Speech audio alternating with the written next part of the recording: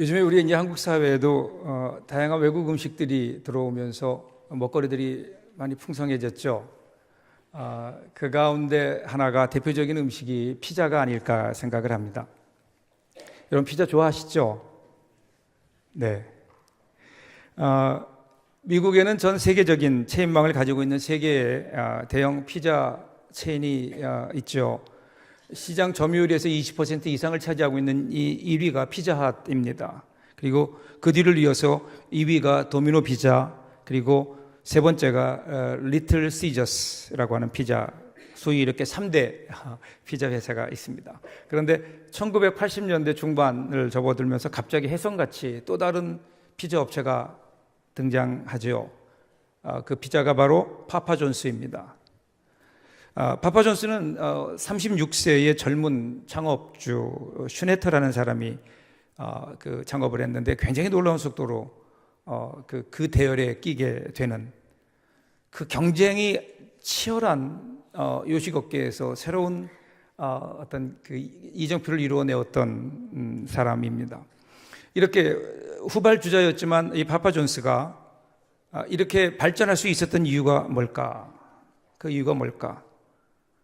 사실은 피자핫은요, 피자의 다양성을 가지고 공략을 했어요.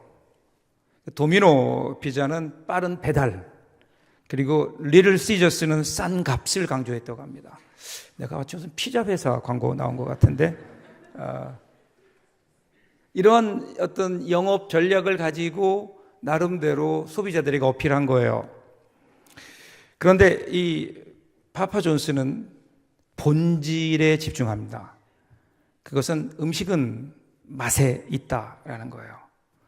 그래서 여러 가지 파파존스는 부수적인 것들의 식상에 있는 소비자들에게 근본, 본질, 음식의 본질은 맛이다, 이렇게 승부를 벌였고 이것이 맞아떨어진 거예요. 그래서 파파존스는 최상의 맛을 강조합니다. 그러면서 그 캐치프레이즈가 뭐냐면요, 최고의 재료 최고의 피자입니다. 이것이 소비자들의 마음을 움직인 겁니다. 한번 드셔보십시오. 요즘 보면 이미지에 대한 관심이 높아집니다. 이미지, 교회도 마찬가지인 것 같아요.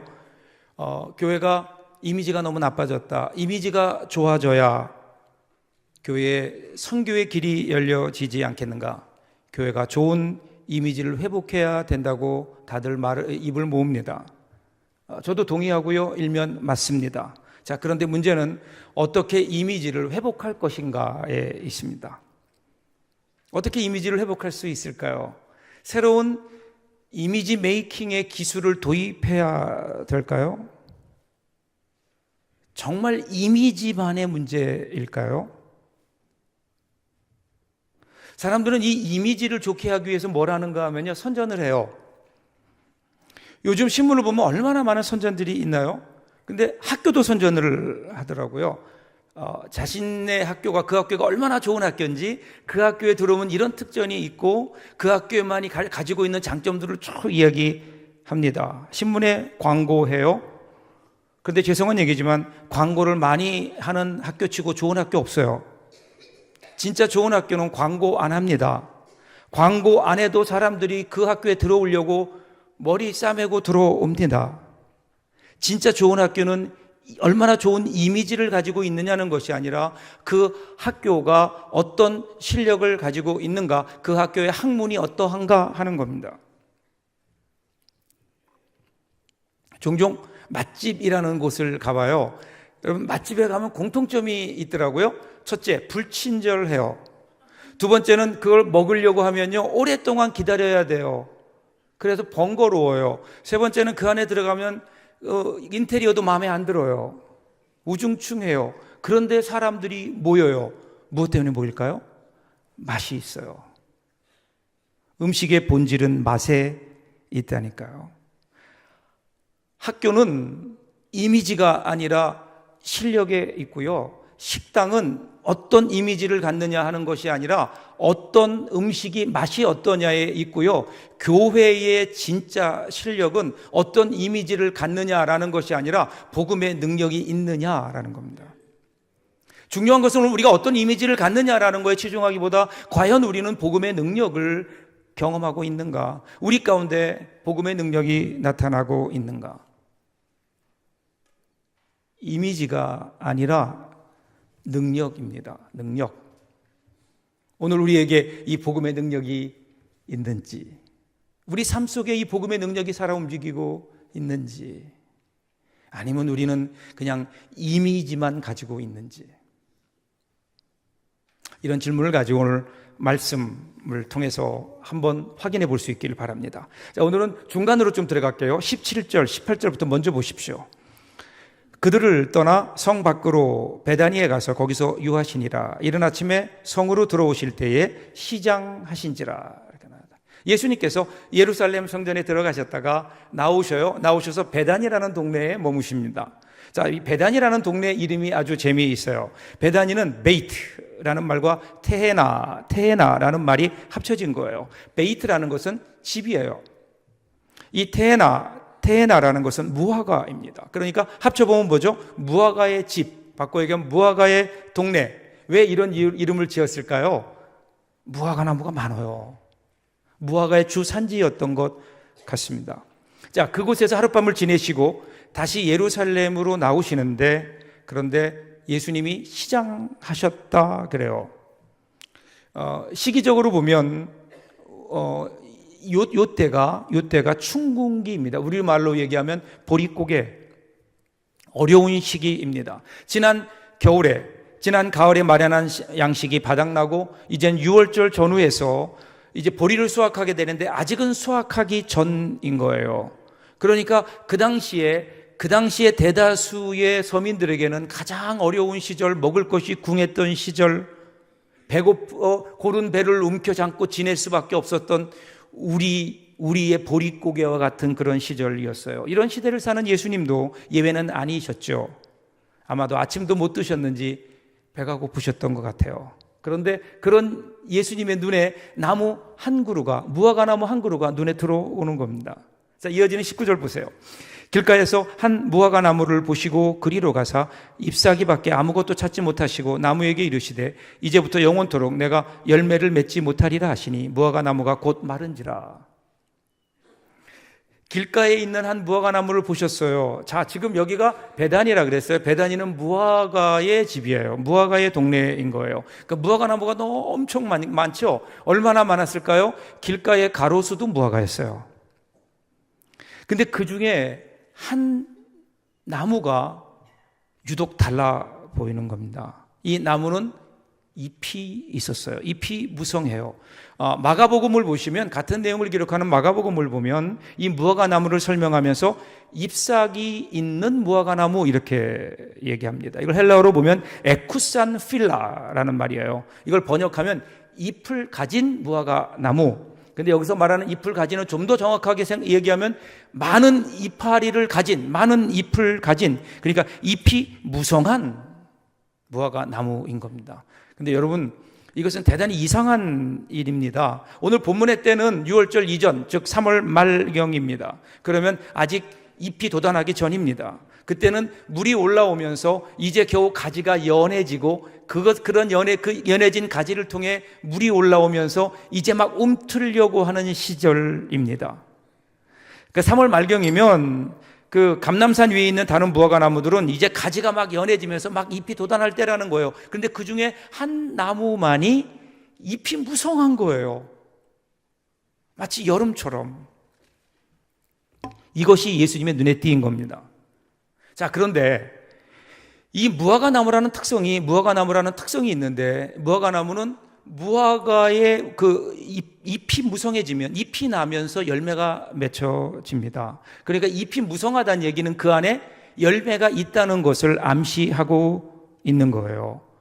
그러니까 지금 비록 무화과철은 아니지만 잎이 무성하니까, 그 나무만 잎이 무성하니까 예수님의 관심이 거기로 가죠. 그리고 예수님이 시장하시니까 혹시 그 안에 있는 작은 열매라도 있지 않을까 해서 그래서 가 보았는데 웬일이야, 열매가 없어요.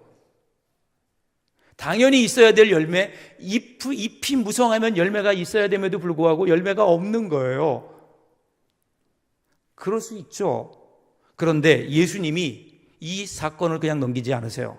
예수님이 갑자기 저주를 하시는 거예요. 네가 지금부터 영원토록 열매를 맺지 못할 거다. 그러니까 그냥 말라 죽었어요. 그 자리에서. 뭘 그렇게까지 예수님이 이렇게 과하게 오버하시는 것 같잖아요. 혹시 배가 고프셔서 예민하셔서, 여러분 다이어트하면 예민해지면 신경질이 막 나잖아요. 그래서 그러신 걸까? 왜 예수님이 갑자기 여기서 이런 일을 하실까? 여기에는 예수님의 분명한 의도가 있는 거예요. 예수님의 의도, 그 의도는 뭘까요? 여러분, 지금 무화과나무를 저주하는 사건은 단독 사건이 아니라 앞의 사건과 연결됩니다. 오늘 우리가 읽었던 12절부터 읽었죠. 어떤 사건이 나오죠? 소위 성전 청결 사건이 나옵니다. 예수님께서 성전에 들어가셔서 성전을 장사터로 만든 사람들을 다 쫓아낸 사건이 나오죠. 12절부터 보세요. 예수께서 성전에 들어가사 성전 안에서 매매하는 모든 사람들을 내쫓으시며 돈 바꾸는 사람들의 상과 비둘기 파는 사람들의 의자를 둘러 엎으시고. 자, 6월절이 되면 유대인들이 사방에서 모이죠. 국내뿐 아니라 국외에서도 옵니다. 드리면 오면은 가장 해야 되는 중요한 일이 뭘까요? 하나님께 제사 드리는 거예요. 제사 드리려면 뭐가 필요하죠? 재물이 필요해요. 근데 그 재물을 가져와야 되는데, 여러분 외국에서 올 때 재물을 끌고 올 수 없잖아요. 수십 수백 킬로를 재물을 끌고 올 수 없어요. 그래서 성전 가까이에는 언제나 이 재물을 파는 시장이 형성되는 겁니다. 처음에는 아마도 좋은 의도에서 시작된 걸 거예요. 그런데 세월이 흐르면서 이 장사가 이게 노른자인 거예요. 이문이 많이 남아요. 부르는 게 값이거든요. 그러니까 이 약삭빠른 장사꾼들 가운데는 이것을 이용해서요, 제사장들과 성전 관계자들과 결탁해요. 그래서 막대한 이익을 보는 겁니다. 여러분, 재물은 흠이 없어야 되죠. 그러면 재물이 흠이 있는가 없는가는 누가 결정하나요? 제사장들이 결정해요. 제사장들이 권한이 있는 거예요. 그러니까 가서 이 장사꾼들이 그 제사장하고 야합을 하는 거예요. 그러면 제사장은 어떻게 하는가 하면요, 그 집에서 그 사람에게 산 재물은 통과, 다른 데서 산 것은 괜찮은데도 불가. 이러니까 사람들이 다 아는 거예요. 어느 집에 가서 사야 되는지, 누구를 통해서 재물을 사야 되는지를 알고 있는 거예요. 나중에는요, 아예 성전 뜰까지 들어와서 장사를 합니다. 그리고 그 이익을 제사장들과 나누고 있는 거예요. 야합하는 겁니다. 거기다가 외국에서 오는 유대인들은 오면 성전세를 내잖아요. 성전세나 헌금을 할 때 외국 돈을 안 받아요. 그러니까 와서 헌금을 하거나 성전세를 내려면 어떻게 해야 돼요?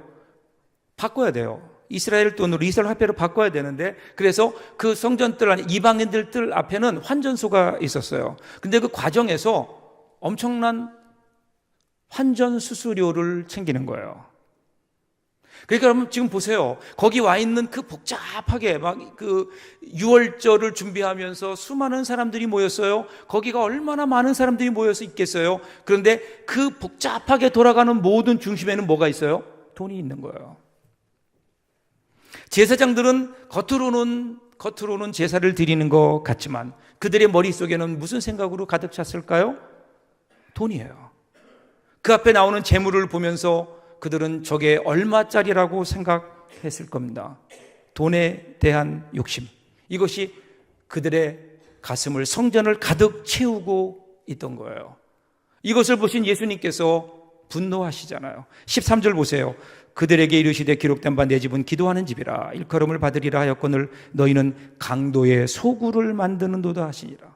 강도의 소굴, 이것만큼 정확한 표현이 어디 있을까요? 상상해 보세요. 그렇게 낮에 제사드리며 또 돈을 바꿔주며 얼마나 많은 돈을 챙겼겠어요. 그러면 그 돈을 챙기면 장사꾼들이 자기만 먹나요? 아니에요. 저녁이 되면 성전의 으슥한 곳에 제사장과 장사꾼들이 모여서 돈을 나눠요. 마치 밖에 나가서 강도짓에서 그 빼앗아 온 그것들을, 강도에서 얻은 그 재물들을 이제 강도의 소굴에 모여서, 어두컴컴한 강도의 소굴에 모여서 함께 나누며 희희낙낙거리는 사람들과 다를 것이 없는 강도의 소굴. 원래 성전은 이사야 선지자의 그 비전대로 만민이 기도하는 집이고 만민을 위하여 기도하는 집이어야 됩니다. 그래서 만민들에게 열려 있어야 돼요. 그런데 지금 만민이 하나님께 나와서 하나님과 소통하며 하나님께 기도해야 될 그 성전이 지금은 막혀 있는 거예요. 물론 겉으로 보면 전혀 문제가 없어 보여요. 그래서 오죽했으면 예수님께서 이 성전을 떠나실 때 제자들 가운데 한 사람이 성전을 보고 선생님, 저 성전을 보십시오. 얼마나 대단합니까? 어떻게 저렇게 큰 돌을 저기에 얹을 수 있었을까요? 그 위용에 감탄했다는 거예요. 또 성전 마당도 보세요. 시장을 방불케 할 정도로 종교적인 활동도 활발했고요. 적어도 겉으로 보기에는 수많은 사람들이 그곳에 모여서 하나님께 제사를 드렸고 성전 세를 바치고 말씀과 전통을 따라 수많은 사람들이 오고 갔을 거라고요. 어쩌면 많은 사람들은 그것을 보면서 이렇게 아름다운 성전이 있고 이곳에 드나드는 이 수많은 사람들이 있으니 우리는 하나님께 신앙생활 잘하고 있는 거다. 우리는 하나님의 뜻에 따라 지금 잘하고 있는 거다, 이렇게 생각하지 않았을까요? 그런 그들을 향해서 예수님께서 그렇게 분노하신 거예요. 너희가 만민이 기도하는 집이어야 되는 이 성전을 강도의 소굴로 만드는구나.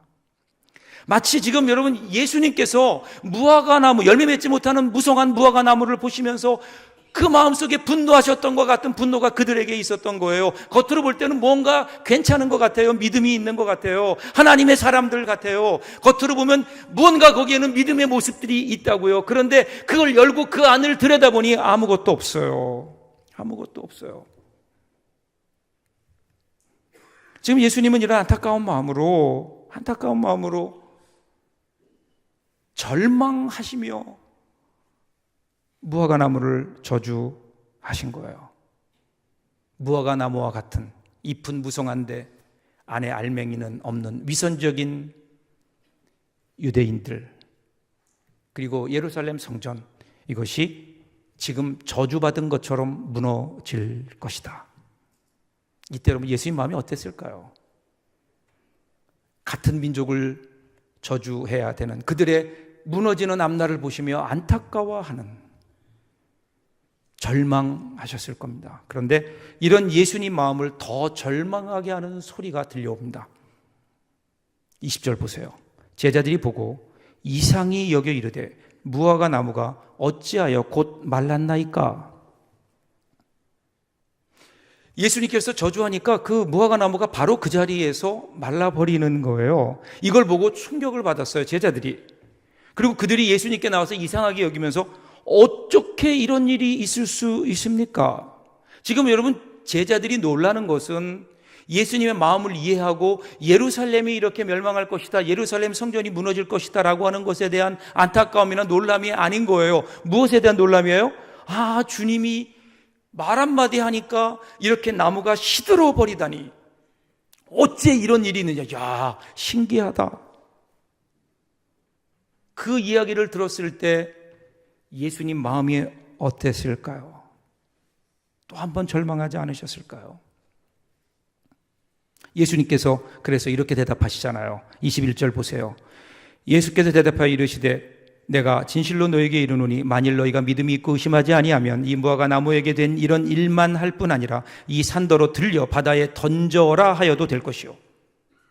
예수님께서 갑자기 믿음을 말씀하실까? 이유는 간단해요. 제자들이 믿음이 없어요. 여러분 지금까지 예수님을 보아왔잖아요. 여러분 예수님이 어떤 분이셨어요? 이런 일이 오늘 처음 있는 게 아니잖아요.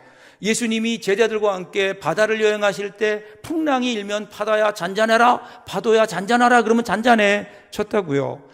얼마나 많은 사람들이 예수님께 나왔어요. 그 가운데 병자들이 예수님께 나왔을 때 예수님 병자들 다 고쳐주셨잖아요. 심지어는 죽은 사람까지도 살려주셨잖아요. 그러면 예수님이 누구인가를 이젠쯤은 알아야 되지 않을까요? 예수님이 어떤 분이신지, 예수님은 온 우주를 창조하신 창조주 하나님, 자연도 순종할 수밖에 없는 창조주 하나님, 그리고 인간의 생사화복을 주장하시는 전능하신 하나님, 그리고 우리를 위해 십자가에 죽으시고 우리를 구원하기 오신 구원의 하나님, 구세주, 이 정도는 우리가 좀 이 제자들이 알아야 되지 않나요? 물론 제자들이 그런 고백은 했죠. 베드로가 주는 그리스도시요 살아계신 하나님의 아들이십니다. 그렇게 고백은 했어요. 그런데 그런 고백은 했지만 정작 그들의 삶 속에서 일어나는 작은 일이거든요. 그 작은 일 앞에서는 어째 이런 일이 이렇게 신기해하는 제자들의 모습을 보시고 예수님이 그들의 믿음 없음을 지적하시는 겁니다. 여러분, 이것이 제자들만의 문제일까요? 오늘 우리도 그렇지 않나요? 우리도 고백하잖아요. 전능하사 천지를 만드신 하나님 아버지를 내가 믿습니다. 창조주 하나님 믿잖아요. 예수님께서 우리를 위해 이 땅에 오셔서 십자가에 죽어 주신 것 우리 분명히 믿잖아요. 그로 말미암아 내가 천국 가게 된 것도 우리가 분명히 믿잖아요. 그런데 오늘 우리의 삶 속에서 일어나는 작은 문제들, 실제적인 문제들 앞에 서면 왜 그 믿음이 작동하지 못할까요? 왜 하나님이 온 우주를 창조하신 창조주 하나님이라는 사실은 우리가 고백하고 알고 있는 것 같은데 오늘 우리 앞에 놓여진 작은 문제는 이것만큼은 예수님도 어쩔 수 없을 것이다 라고 그 앞에서는 왜 우리의 믿음이 연약해지느냐 그 말이에요. 나를 구원하시기는 했지만 내 자녀의 문제는 어려울 거야. 이 문제만큼은 주님도 어쩔 수가 없을 거야.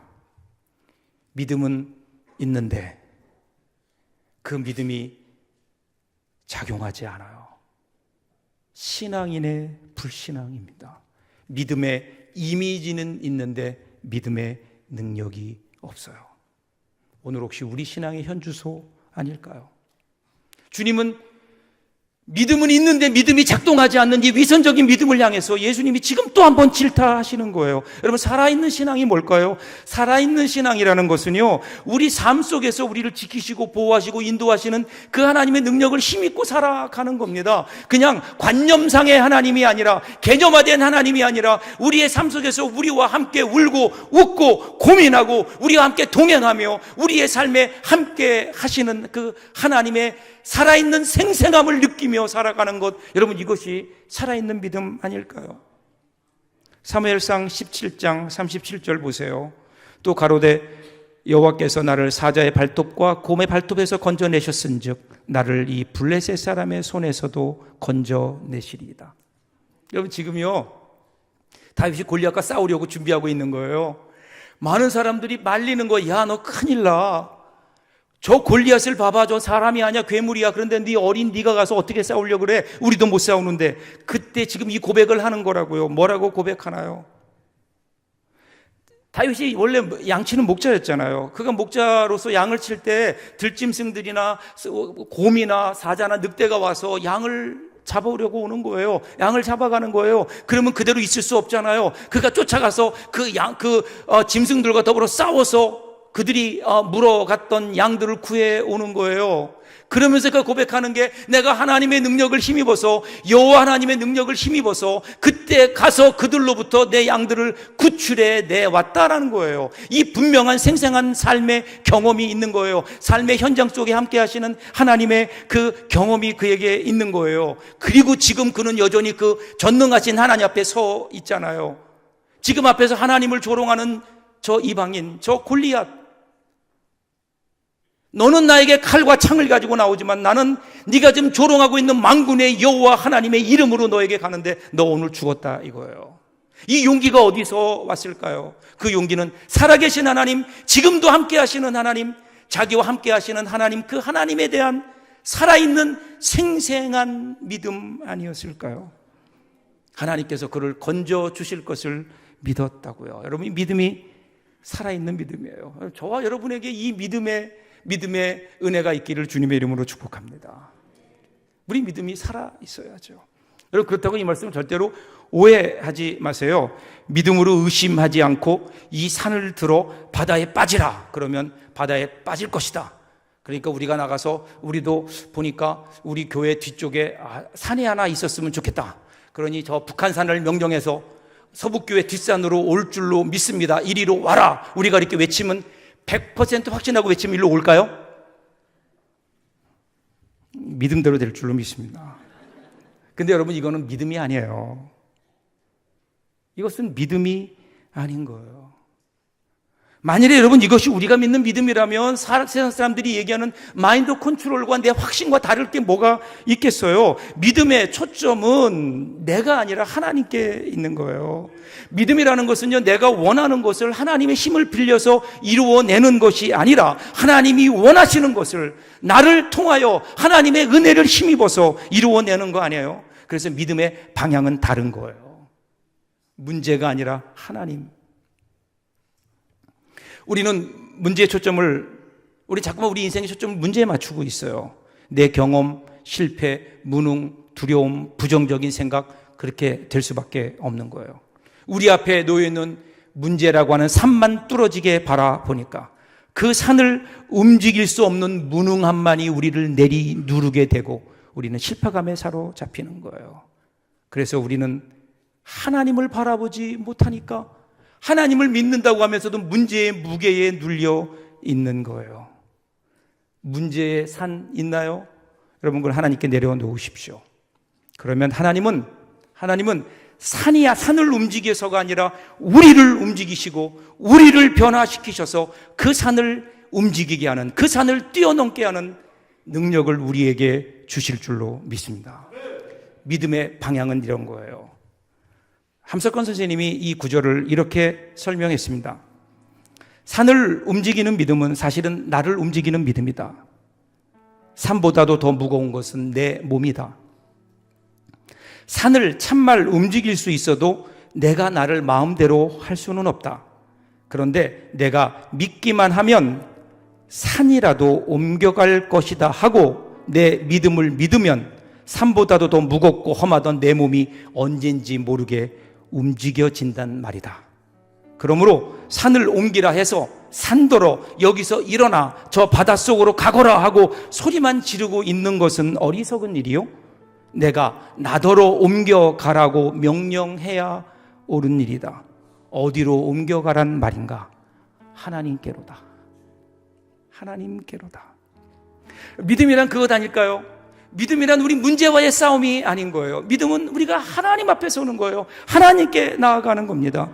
우리를 힘들게 하는 문제를 향하여 문제에 물러가라 이렇게 외치는 것이 우리 믿음의 본질이 아닌 거예요. 오히려 겸손한 마음으로 하나님께 나아오는 것. 종교개혁자인 마르틴 루터가 종교개혁하다가 브롬스라고 하는 의회 앞에 재판을 받게 되죠. 종교재판입니다. 여기에서 만약에 사형 그러면 죽을 수밖에 없는 그러한 절대절명의 위기 앞에, 그때 그 앞에서도 마르틴 루터가 하늘을 바라보며 이렇게 고백합니다. Oh God, here I am. 이렇게. Oh God, here I stand. 이렇게 얘기해요. 하나님, 제가 지금 여기 서 있습니다. 제가 하나님 앞에 서 있습니다. 사람 앞이 아니라 마르틴 루터는요, 하나님 앞에 서 있던 거예요. 지금 내가 어디 있는가? 여러분, 이것이 여러분 신앙의 현주소 아니에요? 여러분은 지금 어디에 있습니까?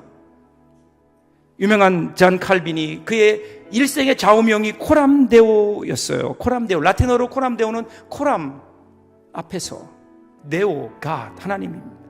하나님 앞에서인 거예요. 매 순간 하나님 앞에 서 있는 자처럼 살아가는 신앙의 결단으로 살 수 있다면 얼마나 좋을까요? 우리 삶이, 만일에 그렇다면 우리 삶이 뭐 겁날 게 뭐가 있겠냐고요. 뭐가 겁날 게 있겠어요? 한참 됐지만 우리 현우 생각이 나요. 현우가 초등학교 다닐 때, 미국에서 초등학교 다닐 때 어느 날 갑자기 자기 친구라고 데려왔는데 거의 이 등치가 2배쯤 돼요. 자기 방에 막 들어가 놀더라고요. 그런데 갑자기 뭔가 쿵쾅쿵쾅 소리가 나요. 그래서 이렇게 문을 열어보니까 둘이 싸운 거예요. 싸웠는데 현재 상황이 어떤가 하면요, 현우가 밑에 깔려 있고 그 등치 큰 녀석이 위에서 눌러 타고 앉아서 거의 내리칠 기세예요. 그 순간에 제가 절묘하게 문을 연 거예요. 문을 여니까 어떻게 됐을까요? 그 두 녀석이 저와 눈이 딱 마주쳤어요. 그리고 잠시 정막이 흐르더니 갑자기 전세가 역전되는 거예요. 갑자기 전세가 역전돼 현우가 위에 올라타서 씩씩거리고 있고 이 아이는 거의 체념한 듯 눈 감고 누워 있어요. 뭐가 이들을 이렇게 만들었을까요? 아버지거든요. 아빠가 두 눈 시퍼렇게 쳐다보고 있거든요. 여러분, 우리가 정말 하나님 앞에 살 수 있다면, 하나님 앞에서 하나님의 전능하신 그 존전 앞에 우리가 살 수 있다면 오늘 여러분 우리의 삶이 좀 달라져야 되지 않을까요?